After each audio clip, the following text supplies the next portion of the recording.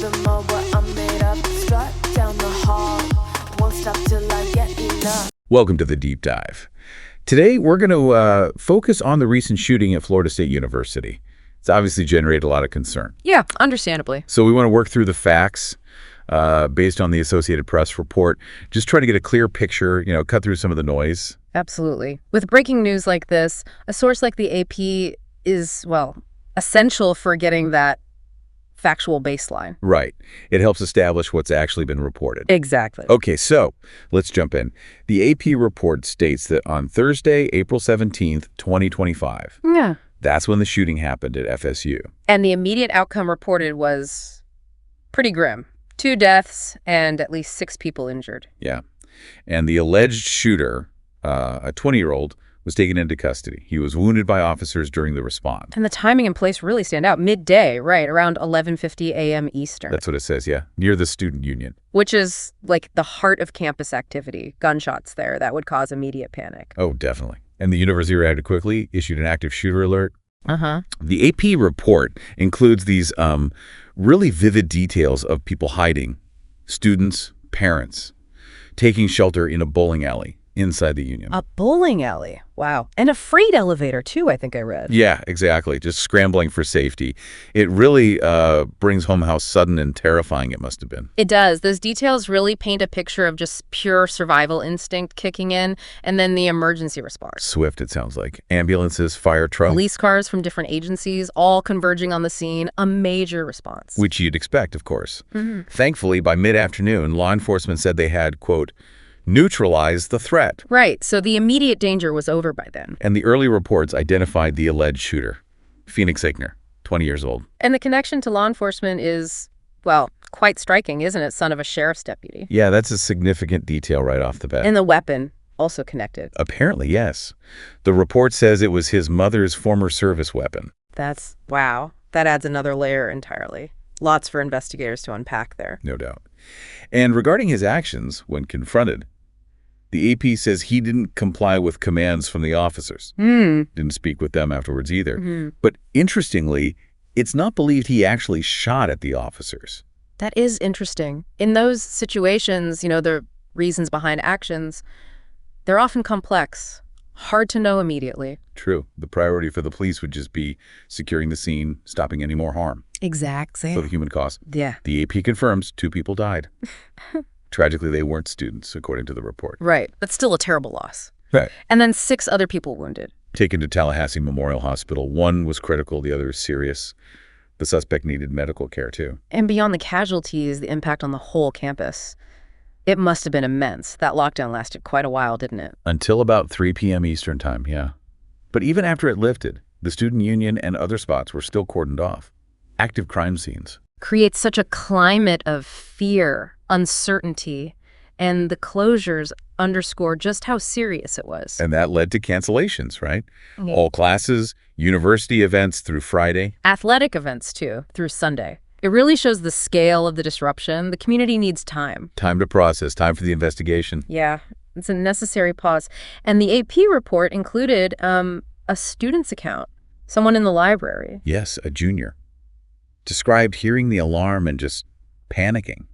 That personal perspective, it hits hard, doesn't it? It really does. Brings the human reality right into focus. The report also noted some reactions from public figures. President Trump called it a shame, but also stated he wouldn't push for new gun laws, citing the Second Amendment. Okay. That's consistent with his established position. Important to note that reaction reported by the AP. And the FSU president, Richard McCullough, he visited the injured students. Yes, and he praised the campus police, didn't he? Called them absolute heroes. He did. Said they prevented something even worse. It's a common sentiment, praising the first responders. And rightly so. They run towards the danger. Their actions are often crucial in stopping these things from escalating further.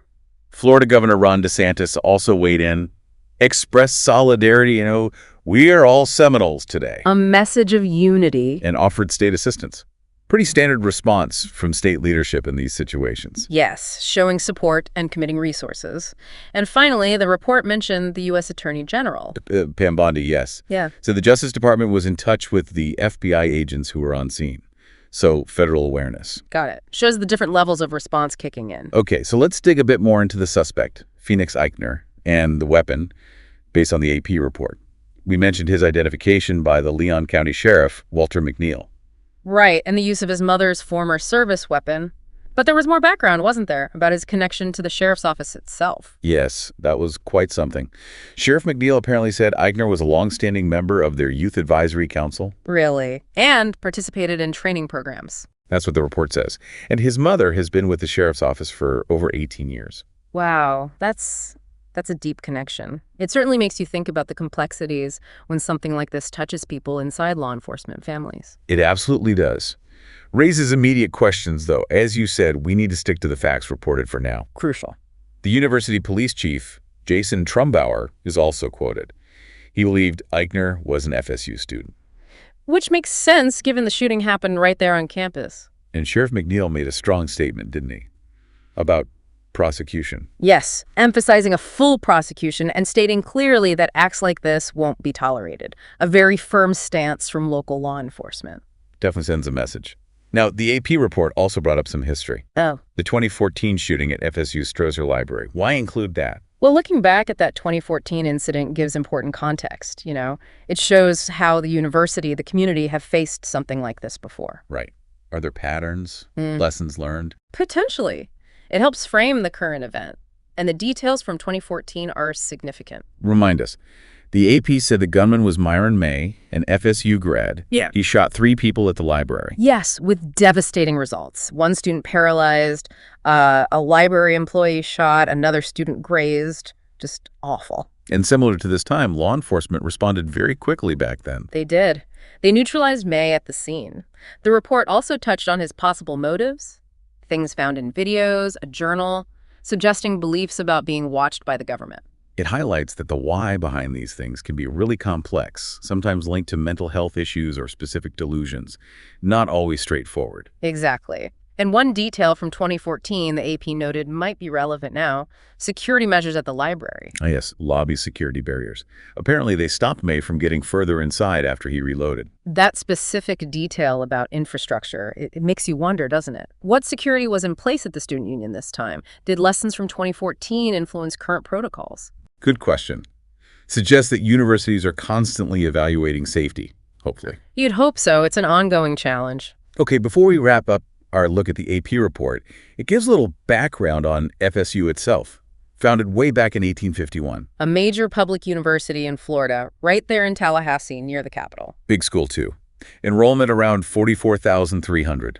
According to their 2024 numbers. So a large community affected by this. The report gives a little geographical feel, too near I-10, Tallahassee's rolling hills. And they mentions Florida A&M University is also in Tallahassee, so a big college town. Definitely an important center for higher education. Okay, so let's quickly summarize what we've pulled from the AP report in this deep dive.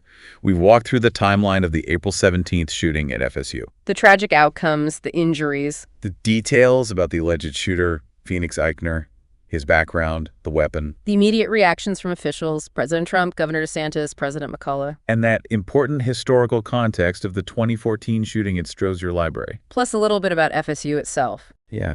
I think grounding ourselves in these reported facts, like those from the AP, is just so important right after something like this happens. Helps establish a clear understanding. Absolutely critical. It cuts through speculation and gives us a shared starting point. In events like these, they're just deeply upsetting, and the impact goes way beyond the campus itself. They make us think about safety, security, the bigger picture. It really does.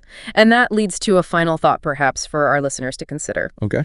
In the wake of tragedies like this, how do we balance that immediate need for information, for understanding what happened, with the much longer-term questions these events always raise? Questions about safety in our communities and our schools. Exactly. And how do these moments of crisis ultimately shape how we think about community, about resilience, and about how we respond together? Something to reflect on. Sound the alarm. I'm coming up. We'll have a ball. I'm sweet like a buttercup. You're Barbie doll. Show them all what I'm made of. Strut down the hall. Won't stop till I